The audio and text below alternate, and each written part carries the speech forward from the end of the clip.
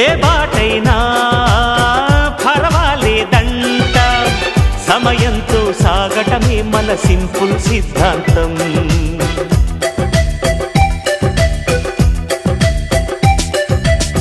చిరుగాలికి పరిమళమిచ్చే సిరిమల్లెల వనమై ఉందాం, గగనాన్ని నేలను కలిపే హరివిల్లుల వంతెన అవుదాం. ఆనందం అంటే అర్థం మనమందా, ప్రతి పూట పాతై సాగే హుషారు సరిగమలో. ఎన్నో ఎన్నో రాగాలుండే సంగీతం కాదా, చల్లకి నవ్వుల కేరింత.